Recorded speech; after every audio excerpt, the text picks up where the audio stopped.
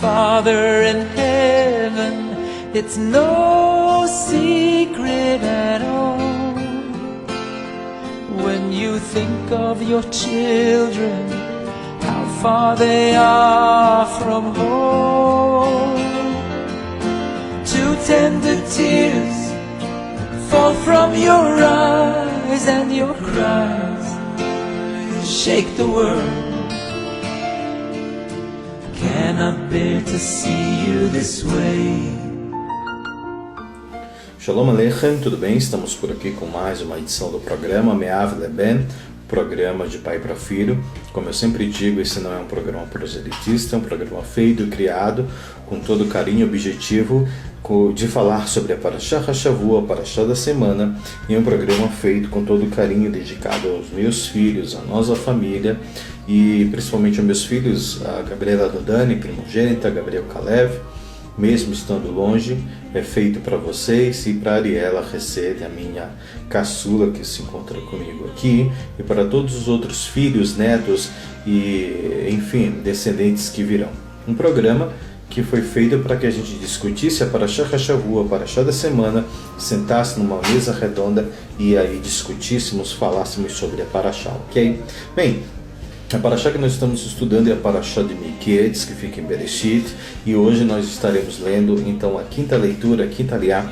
Mas antes de começar, eu queria na realidade, falar sobre um assunto que eu não consegui falar no programa passado, que fala como os irmãos de Yosef conseguiram entrar no Egito, ok? E aí Rashi vai dizer, o Midrash também vai contar, que eles entraram segundo a orientação do pai deles, Yaakov, que eles entraram por 10 portais, por 10 portões diferentes, 10 entradas diferentes. Eles não entraram todos juntos. Por quê? Porque, segundo Rashi, Yaakov falou que eles eram pessoas, homens fortes e bonitos, e eles entrando todos de uma vez só, isso poderia acarretar um mal olhado, todos poderiam observar eles. E aqui entra o ensinamento judaico do recato, da gente sempre fugir dos holofotes, ok? Então por isso eles entraram por locais diferentes, 10 locais diferentes. Rashi Mizrahi também vai dizer, Mizrahi, outros sábios também vão dizer que eles entraram por 10 portões diferentes, porque eles estavam à procura de Yosef.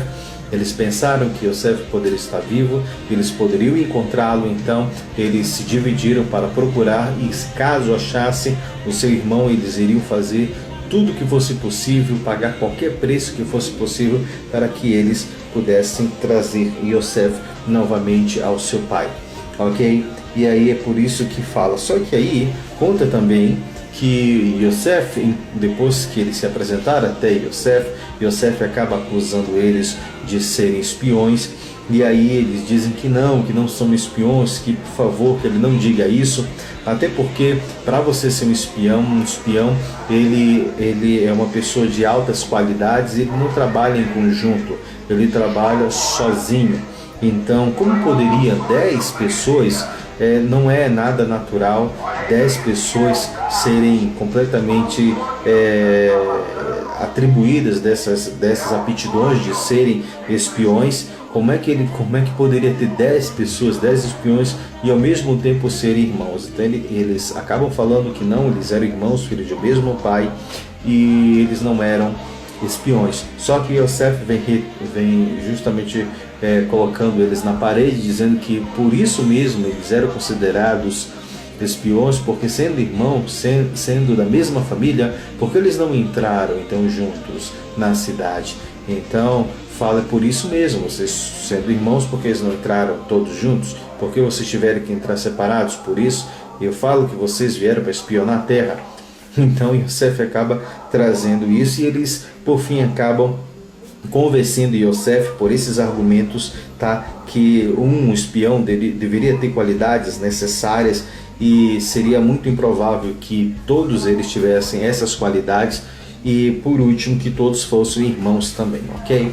Bem, nós estaremos então lendo essa quinta leitura que se fica no Sefer Bereshit, tá? No capítulo 42, que vai do versículo 19 até o versículo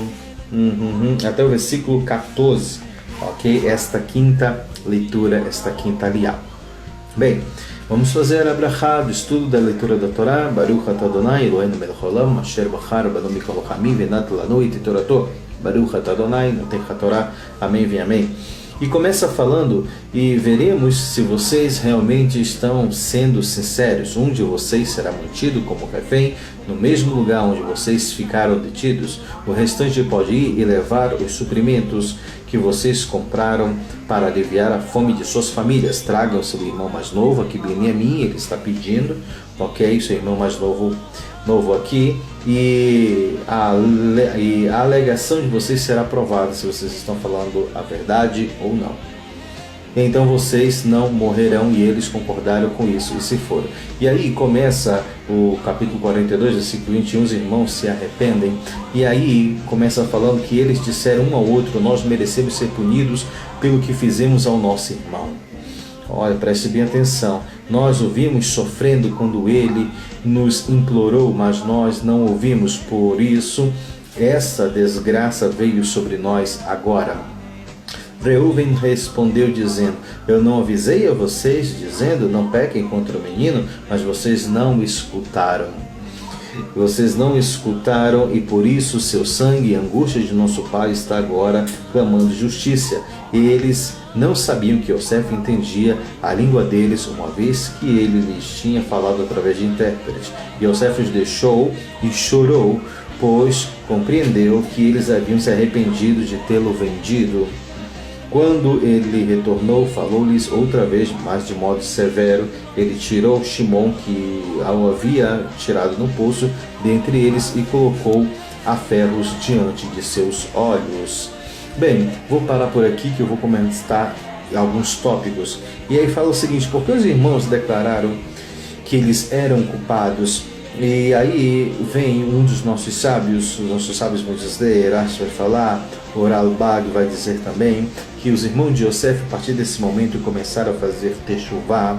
Por que techuvá? Os nossos sábios vão dizer que toda vez que acontece algum problema na nossa vida, alguma adversidade, nós devemos parar, colocar a mão na consciência, e nós devemos então perguntar a nós mesmos, sondar as nossas ações e perguntar o porquê essas coisas aconteceram, o que foi que eu errei, o que foi que eu fiz. Toda vez que vier qualquer problema, nós devemos, portanto, avaliar a nossa vida, fazer uma autoavaliação daquilo que nós fizemos, se foi certo ou se foi errado, por que isso está acontecendo. E aí a gente vê que a única coisa que aparece na Torá é que eles falaram que por causa do nosso irmão, nós merecemos ser punidos pelo que fizemos ao nosso irmão. Como assim? Um evento que aconteceu há mais de 20 anos, praticamente 20 anos, como só agora eles vieram lembrar, só agora eles vieram ter essa consciência e fazer techuvá. Aí os nossos sábios vão dizer que eles avaliaram a vida deles inteira. E durante esse tempo todo, eles não conseguiram achar nada, porque realmente não tinha, como eles eram verdadeiros tzadikim, eles eram verdadeiros justos, então eles não tinham nada que abonasse a integridade deles e que viesse a declarar o porquê daquilo estar acontecendo. Então, a última coisa, depois desse tempo todo que eles viram que poderia ser, foi a venda de Yosef.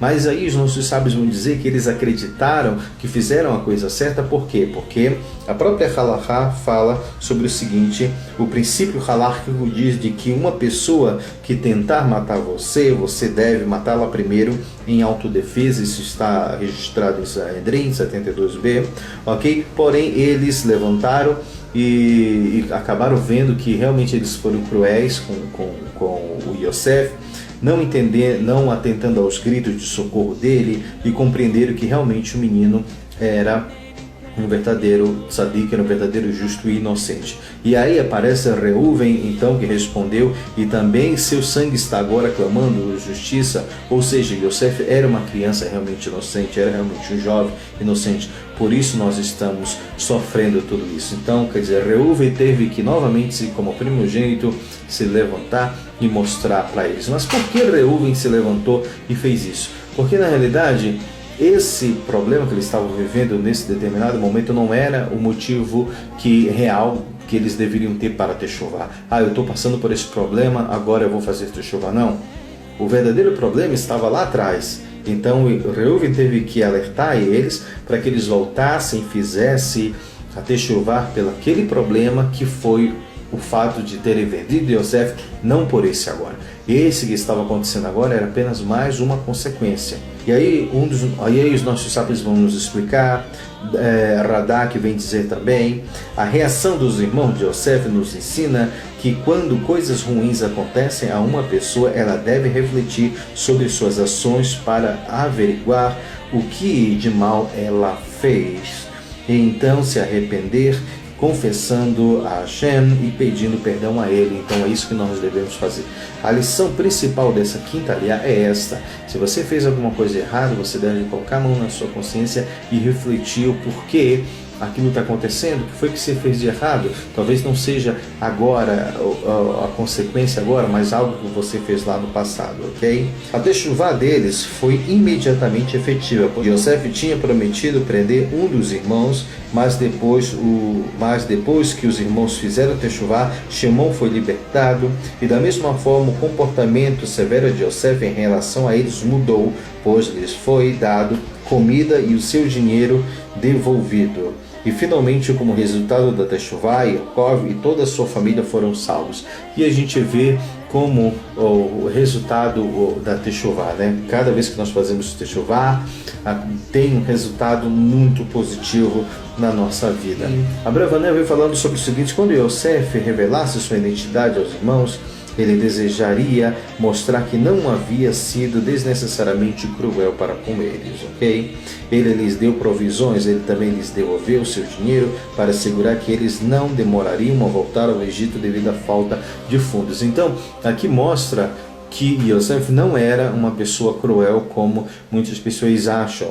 Na realidade, o fato dele ter devolvido e eles terem recebido provisões para a viagem demonstra que Yosef ainda, ninguém fazia isso. Yosef queria demonstrar, em outras palavras, que o rei, ali o governador do Egito, não fazia isso. A cada pessoa que vinha comprar mantimento, ele não liberava essas pessoas com mais recursos, entendeu? Dando previsões, presentes e devolvendo dinheiro para eles. Então, ele queria demonstrar que tinha alguma coisa diferente ali e que isso também era resultado da techuvá. E aqui no final, no versículo 27, fala o seguinte, que quando eles chegaram ao lugar onde eles iriam passar a noite, Levi abriu o seu saco, ok, para alimentar o jumento, e ele viu o seu dinheiro na boca do fardo. Meu dinheiro foi devolvido, ele exclamou, a seus irmãos, está aqui no meu fardo, ele falou, seus corações sucumbiram. O que é isso que Deus nos fez? Olha o que ele fala, o que é isso que Deus nos fez? Perguntaram um ao outro com vozes trêmulas. Aqui mostra mais um princípio do que tudo que acontece na nossa vida vem de Hashem. Ele faz o bem e ele faz o mal, ele mostra. Okay? Então eles deram de entender que também isso veio de Deus. Como o próprio Jó fala aqui, nós não recebemos o bem de Deus, porque se nós recebemos o bem de Deus, nós também não receberíamos o mal dele. Então aqui mostra que nós devemos ter essa consciência. Qualquer outro pensamento que tente mostrar, que tente provar que o bem vem de Deus e que o mal vem de um outro ser supremo que tente se igualar a Deus, Deus não permita, isso é um tipo de avodá zará. Okay? Só o fato de você acreditar que existe um outro ser, que ele possa ser equiparado, que está em constante luta com Deus, isso é um outro tipo de avodá zará. Não existe isso, porque tudo vem de Hashem. Ele fala que ele fez a luz, ele fez as trevas. Ok? Então, isso é um tipo de avodá zará, nós não devemos cair nisso, devemos sim fazer uma autoavaliação, porque tudo vem de Hashem, e isso vem dele, ele fez o bem e ele fez o mal. E se nós estamos passando por problemas, se veio o mal, a culpa é nossa. O que foi que eu fiz? Eu devo me autoavaliar. Qualquer outra ideologia, qualquer outro pensamento fora esse não é judaico, ok? É avodá zará, é algo que não tem nada a ver com o judaísmo. Yaakov se recusa a enviar Benjamim. Quando chegaram ao seu pai, Yaakov, na terra de Canaã, eles contaram-lhe tudo o que lhe disseram tinha acontecido. E aí vem narrando toda a história, né, que o homem tinha falado, etc., que eles disseram que eram 12 irmãos, filhos do mesmo pai, um já não existia e outro menor estava com seu pai. E aí eles começaram a esvaziar, e aí viram que todos os dinheiros estavam nas suas sacolas. No 36, seu pai, Yaakov, lhes disse: vocês estão me fazendo perder meus filhos. Ele acaba acusando todos os filhos dos irmãos dele estar perdendo seus filhos, né? Alguns sábios vão dizer que ele se referia a Yosef e Benjamim, que são da mesma mãe. Yosef se foi, Shimon se foi. Ele fala, né, que agora Yosef se foi, Shimon se foi, e agora vocês querem tomar Benjamim. Todas estas desgraças estão caindo sobre mim. Reuven falou para o seu pai, dizendo: se eu não trouxer Benjamim de volta para ti, ele disse: tu podes matar meus 2 filhos, que ele seja minha responsabilidade, e eu trarei de volta para ti. Mas peraí, como é que pode? Não é uma questão racional de Reuven, primogênito, falar assim: não, você pode matar meus 2 filhos. Nenhum avô faria isso, entendeu? Só que nossos sábios vão explicar o porquê dele ter falado justamente isso. E aí fala que: meu filho não irá com vocês. Ele replicou: Yaakov, seu irmão está morto e ele é tudo o que me restou, né? Quer dizer, mostrando que ele era tudo que restou de Rachel. Algo pode acontecer ao longo do caminho, preste atenção, que a Torá tem os segredos que ela fala ao longo do caminho, e vocês trarão minha velhice em miséria para sepultar. E aí os nossos sábios vão dizer: por que Yaakov estava preocupado com Benjamim, sofrendo uma fatalidade no caminho? Bem, Yaakov na realidade estava preocupado porque eles eram filhos de Rachel. Rachel perdeu a vida em uma viagem. Yosef perdeu a vida, praticamente, né, segundo o que ele achava, por causa de uma viagem. E que Benjamim então estaria destinado, fadado também a perder a sua vida em uma viagem. Então, por causa disso, ele não permitiu com que Benjamim pudesse, o medo dele era esse.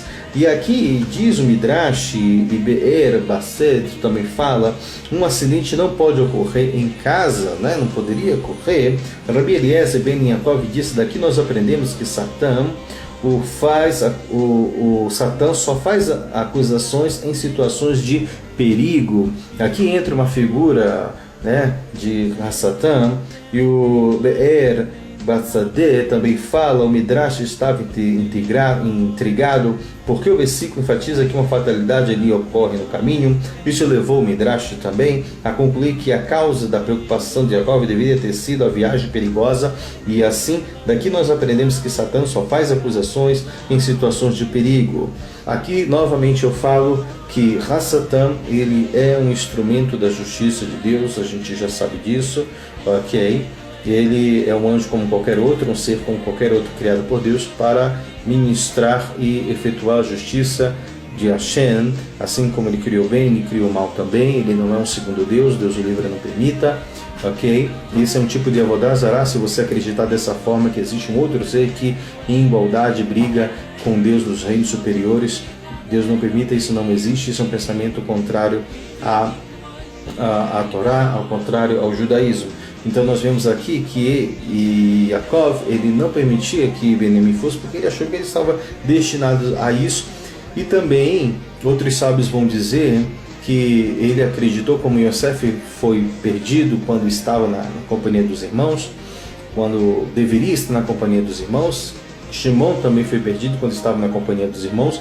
Então ele achou que esse decreto poderia vir mesmo se ele estivesse acompanhado com os irmãos, ok? Essa é a explicação dos nossos sábios, e por isso que ele vem se preocupar com relação a isso. E nós vemos que se um decreto é também dado, um decreto mau é dado, o trabalho de Satã é realmente esse, de acusar, de causar justamente ver os nossos erros, para levar ao Tribunal Supremo, o Tribunal Celestial. Nós devemos então estar rodeados de boas atitudes, de mitzvot, para que isso não acontecesse. Para que isso não venha a acontecer. Diz também o Midrash que fala que o rei David Melech, ele sabia o dia que ele iria morrer, foi revelado para ele que ele iria morrer no Shabat. E aí E ele começou a estudar, fazer tefilá sem parar. E toda vez que o anjo da morte chegava para tentar fazer o trabalho dele, levar David, ele não conseguia fazer porque David estava mergulhado em mitzvot, no estudo da Torá e etc. Até um belo dia que, quando ele estava estudando, diz o Midrash que ele ouviu um certo barulho que veio do lado de fora, e aí ele simplesmente parou naquele momento, por um pequeno momento ele parou de estudar, ele foi ver o que era, e nesse momento ele acabou caindo e aí ele veio a falecer. Isso demonstra como importante é o fato de nós estarmos sempre estudando ligados na Torá, ok? Gente, vamos fazer a brachá da leitura posterior do estudo. Baruch atah Adonai Eloheinu melech haolam asher natan lanu Torah emet vechayil natan betochenu. Baruch atah Adonai noten haTorah. A gente volta amanhã, ok? Agora com uma sexta aliá, falando sobre Yosef. Reúne-se com todos os seus irmãos. Shalom Aleichem, Lehitraot.